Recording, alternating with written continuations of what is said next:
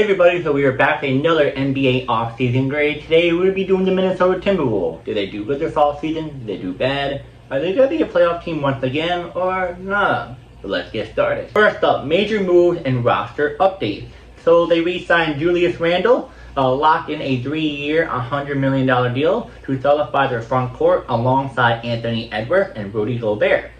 Re-signed Reid, secured the Sixth Man of the Year contender with a 5-year, $125 million extension, reinforcing bench strength and continually. Re-signed Joe Ingles and Nickeil Alexander-Walker, retained offensive versatility and perimeter defense with these veteran re-sign, and they draft trade number 31 pick, traded away their 2025 number 31 pick in a move that brought back the right of some guy named Rocco, the number 45th pick, to secure future second round pick in cash.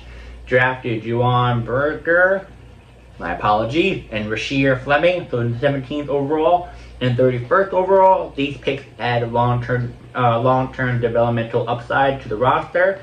And last but not least, signed two-way players, added Rocco, the player just pretty much just said, which is 2 future picks and the right via trade, and enrich depth with young prospects. So let's go over this. I'll say that not a big fan of Julius Randle. As you guys already know, I'm a New York Knicks fan, and Julius Randle does not help. It hurts the Minnesota Timberwolves, but I guess they want to keep him. Good for them, I guess. 3-year, $100 million is really not that bad for Julius Randle, especially the type of year he had this past season. As for Reid, they overpaid him too much. Even like starter money for a bench guy, 6th man. But he is a really good 6th man. It's like when the Knicks had J.R. Smith, which I can kind of see why. But 5 years, 5-year, $125 million extension, a little bit too much, but he does bring a lot of firepower off the bench. Now, as for Joe Ingles and Nickeil Alexander-Walker, good, defensive players with veteran signings, good pieces. Nothing to say bad about that. And the draft picks, we're not going to go over that. Like always, we're going to wait until the regular season starts so that we can give you guys our true analysis of how these young prospects do. My apologies, I don't know why I'm stuttering too much. Next up, strategic outlook and context. A recent article noted Minnesota's offseason lacked ideal firework and labeled it quiet yet impactful. Despite speculation of pursuing Kevin Durant, his disinterest and high cost ultimately made the decision to watch other teams instead of forcing the fit a prudent one. ESPN summer forecast projects Reid as again being one of the most league's best 6th men in the 2025-26 season, a strong indicator of the team's rotational depth.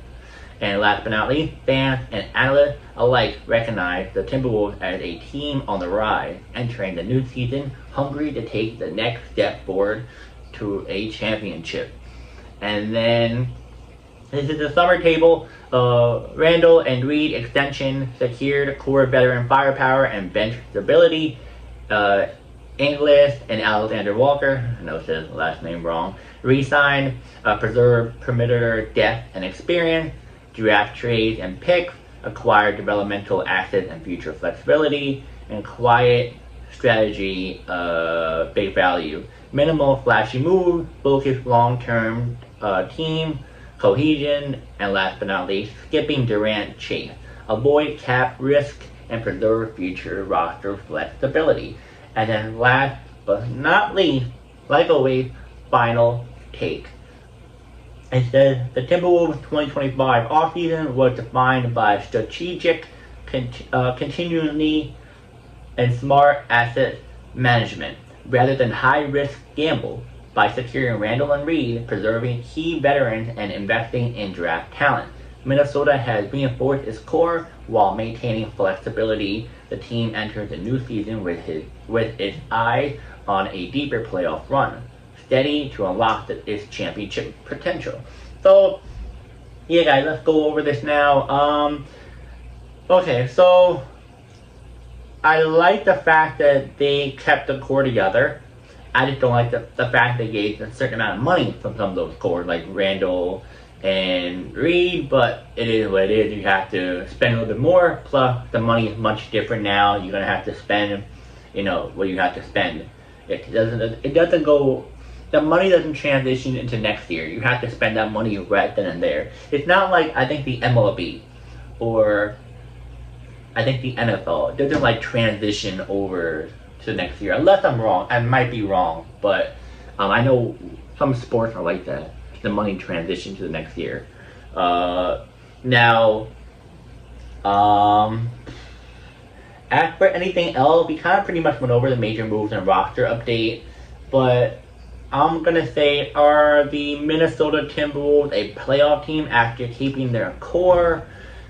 I think so. I think they're going to be a playoff team now. Are they going to be much higher up in the playoffs? It's kind of risky because the West is stacked, bro. Stacked. You got the Lakers, you got the Clippers, you got the Mavs, you have the Spurs coming up, you have the Suns are still somewhat, the Rockets. So it's kind of tricky how the Timberwolves are going to be doing in the West. I don't think they're going to be NBA Finals bound. I think they're going to be maybe a little bit deeper this year. But who knows? I just don't trust them completely. I know people are going to say they're much deeper this year or they might be the same. I think they're going to be maybe the same.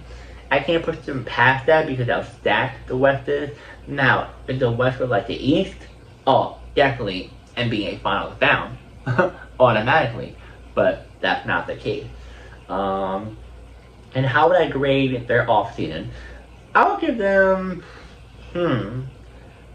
I'll give them a B. They kept their players. I will give them an A if their contract was much better. But they kept their players. They drafted well.